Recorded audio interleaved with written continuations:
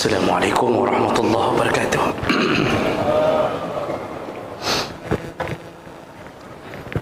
Alhamdulillahirabbil alamin. Hamdan katsiran tayyiban mubarakan fihi. Asyhadu an la ilaha illallah wahdahu la syarika lah. Wa asyhadu anna Muhammadan 'abduhu wa rasuluhul karim.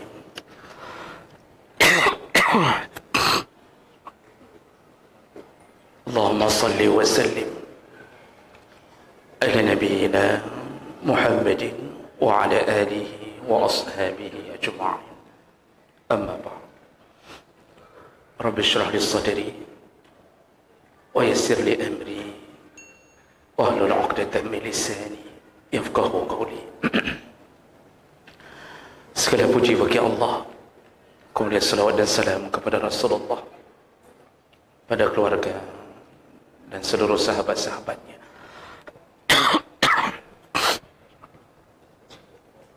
Bapak Ibu jamaah salat maghrib dan isya, ya Allah muliakan insyaAllah.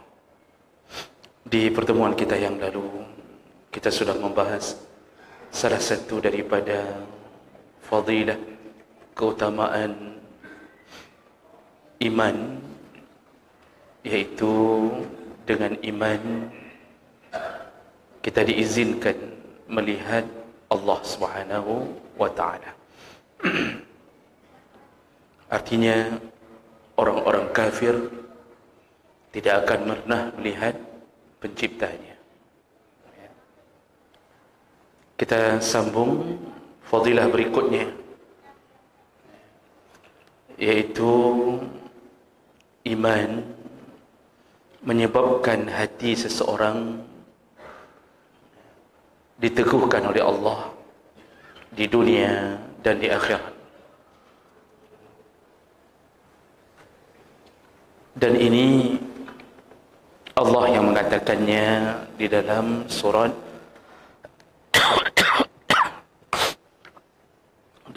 Ibrahim ayat 27. Allah Subhanahu wa taala mengatakan, yusabbitullahu alladhina amanu bil qawli tsabit fil hayatid dunya wa fil akhirah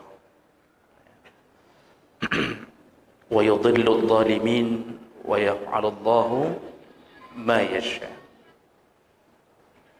Kata Allah Subhanahu wa taala, Allah akan teguhkan orang-orang yang beriman. Allah akan teguhkan orang-orang yang beriman dengan ucapan-ucapan yang teguh di dalam kehidupan di dunia dan di akhirat. Dan Allah akan menyesatkan orang-orang yang zalim, yang berbuat, dan Allah membuat apa yang Dia kehendaki. Ibrahim ayat 27. Jemaah maka Allah, ketika Allah menyebutkan Allah akan teguhkan orang-orang yang beriman bil qawli tsabit, dengan perkataan yang teguh.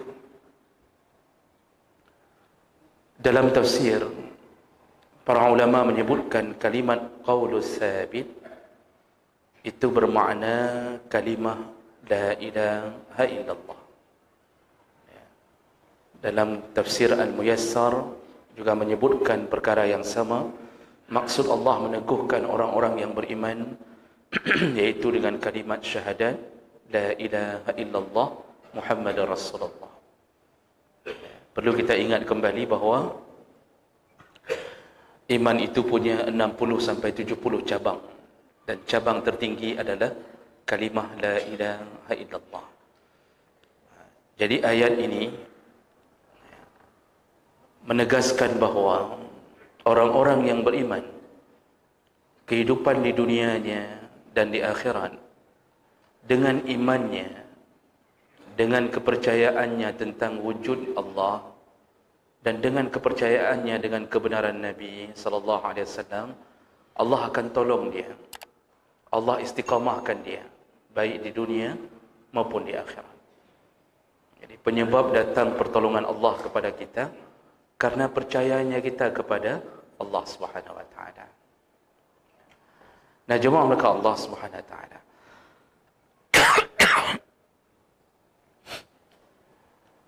Banyak kitab yang meriwayatkan bahawa keteguhan orang yang mukmin itu ditolong oleh Allah dalam 3 keadaan.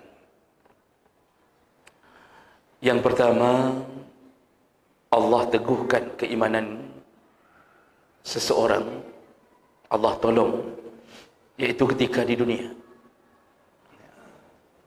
Jadi dengan iman, Allah Subhanahu wa taala akan menyebabkan orang itu menjalani kehidupannya di dalam lindungan Allah Subhanahu wa taala. Jadi ucapan-ucapan yang baik keluar dari dirinya. Ketika datang nikmat kepada dirinya, maka dia akan bersyukur kepada Allah.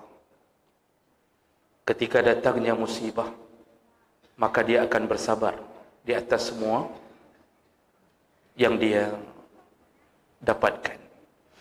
Dan ini tiada lain kecuali ketika Allah meneguhkan iman. Makanya kita bersyahadat dalam salat, disuruh ulang-ulang dalam 5 waktu salat. Kalimah itu, kalimah iman, kalimah itu yang menolong kita selama ini. Kalimah itu yang membuat tangan kita bergerak untuk melepaskan diri dari api neraka dengan cara bersedekah. Dan itu pertolongannya dari Allah. Kalimah syahadat yang kita ulang-ulang, itu yang menyebabkan ketika kita mendapatkan satu bencana atau musibah, kita masih terus memuji Allah Subhanahu wa taala. Kita tidak caci Allah. Nah, ini adalah pertolongan Allah di dunia. Jadi orang dengan iman ini, Allah kuatkan dia di dunia, walaupun hidupnya miskin, tapi Allah kuatkan perjuangannya mencari nafkah. Mungkin hanya rezekinya hanya segitu-gitu saja, tidak berubah. Dan bahkan kadang-kadang naik turun. Wa tilkal ayyam nudawiluha bainan nas. Kami tukar hari-hari itu di antara manusia. Hari ini sehat, besok sakit. Hari ini kaya, besok miskin. Hari ini miskin, besok kaya. Tapi semua kejadian itu tidak membuat dia menghindar dari takdir Allah SWT. Artinya dia terima apapun yang Allah. Itu adalah pertolongan Allah di dunia. Itu akibat qaulus sabit yang berawal dari iman.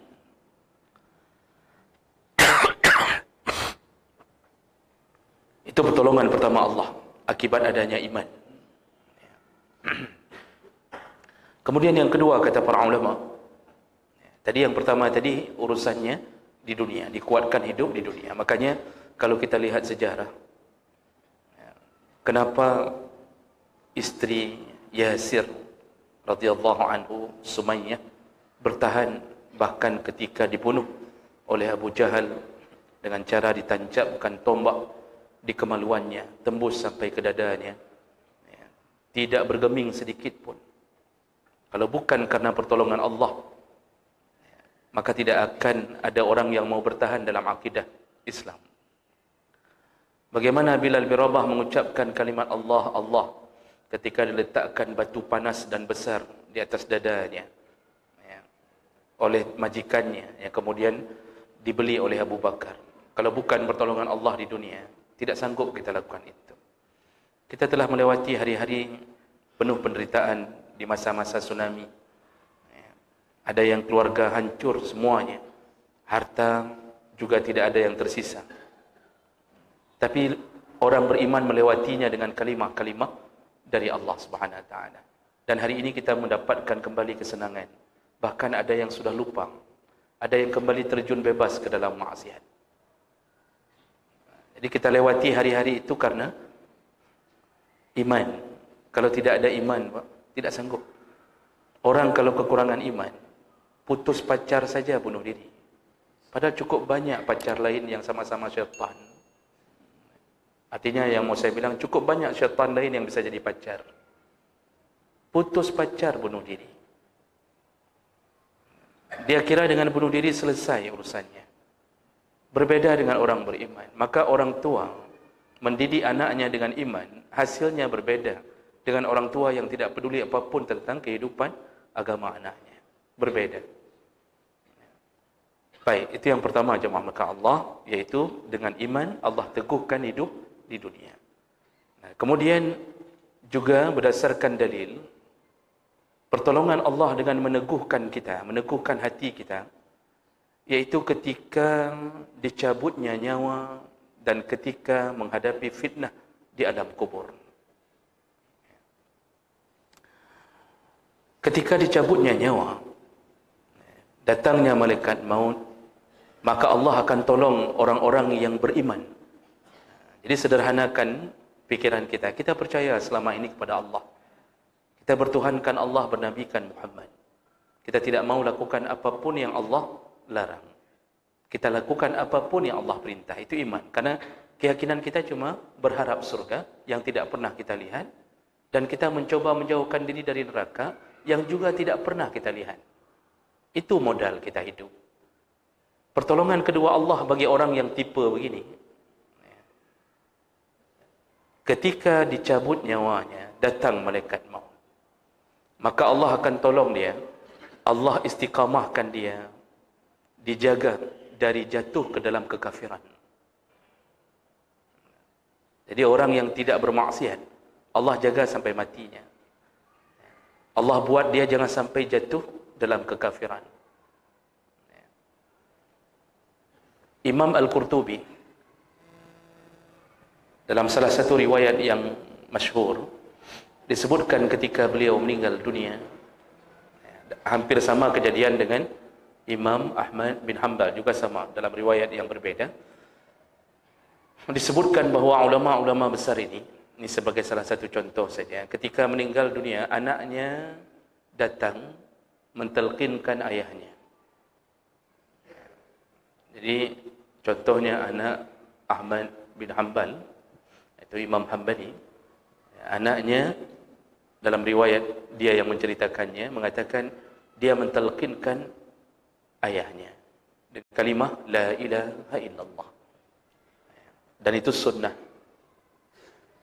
Walaupun ayah kita ulama besar, tapi membantu menolongnya di hari akhir itu sunnah yang harus kita lakukan, yang layak tidak ditinggalkan. Tapi sayangnya ketika anaknya mentelkinkan, bahawa Imam Hanbali ternyata menyebutkan kalimat tidak, bukan begitu. Itu kalimatnya dalam riwayat ini disebutkan tidak. Aku tidak begitu. Berulang-ulang anaknya mengucapkan lagi kalimah la ilaha illallah, beliau mengucapkan tidak, bukan begitu. Jadi anaknya merasa khawatir ada apa dengan ayah, padahal beliau ulama besar di zamannya. Imam Qurtubi juga hal yang sama, mendapatkan ujian yang sama ketika datangnya sakaratul maut. Namun ternyata hari itu dengan takdir Allah bukan hari untuk dicabutnya nyawa para ulama ini.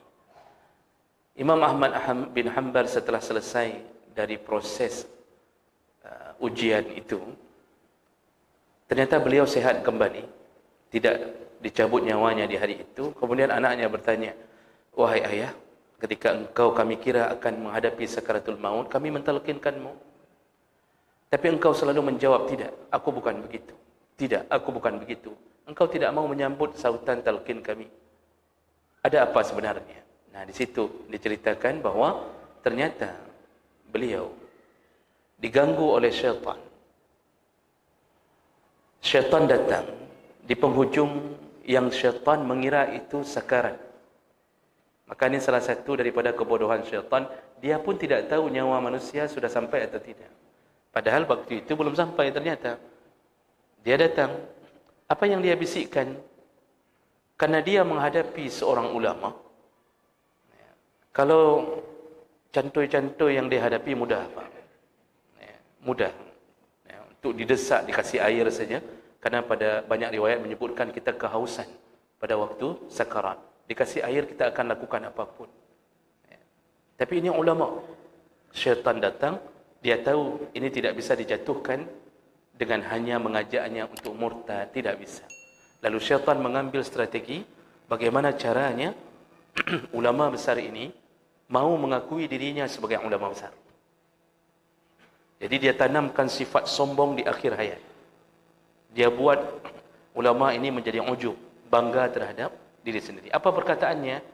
Imam Ahmad bin Hanbal mengatakan, aku didatangi oleh syaitan, lalu syaitan itu berkata kepada aku, wahai Ahmad, engkaulah satu-satunya ulama yang dihormati, dimuliakan di zaman ini.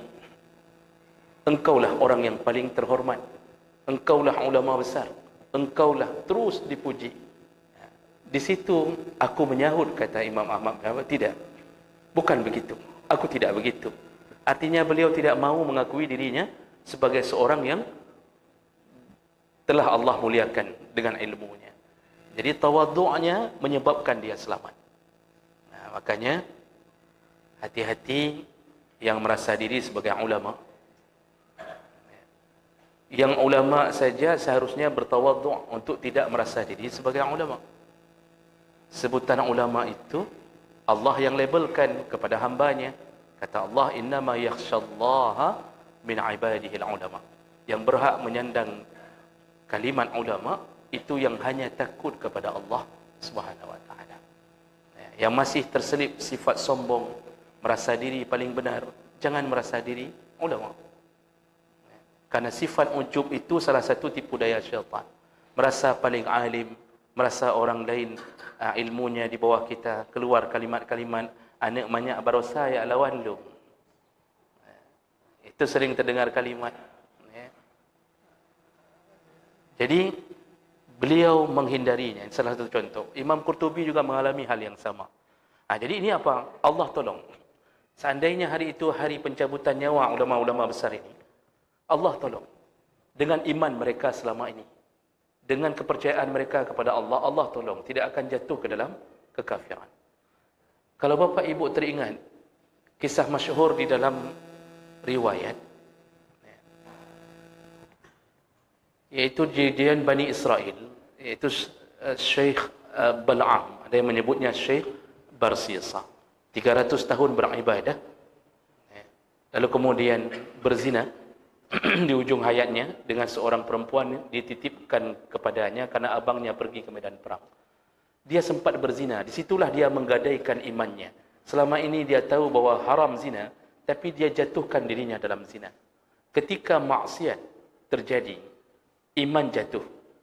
Di situ Allah tidak akan memelihara hamba yang tidak takut kepada Allah Subhanahu wa taala. Ujung cerita, ternyata Syekh Bal'am ini ketika disalib jatuh dalam kekafiran karena meminta pertolongan syaitan untuk menolongnya. Syaitan memberi syarat, katakan aku Tuhan, maka aku selamatkan engkau hari ini. Nanti engkau tinggal bertaubat saja. Ternyata busur panah menembus dadanya dan dia mati setelah mengucapkan syaitan kepada syaitan bahwa engkau Tuhan. Maka hati-hati dengan maksiat. Karena ciri iman, orang takut bermaksiat. Karena dia tahu ada neraka yang akan menyiksanya. Maka jemaah maka Allah, orang yang bagus imannya, Allah tolong. Ketika sakaratul maut, Allah istiqamahkan dia. Sampai terucap kalimah la ilaha illallah. Syaratnya, jangan remehkan agama ini ketika sebelum sakaratul maut. Saya enggak mau bilang masalah riba lagi, Pak, tapi jangan remehkan masalah itu. Ini ada orang meremehkannya.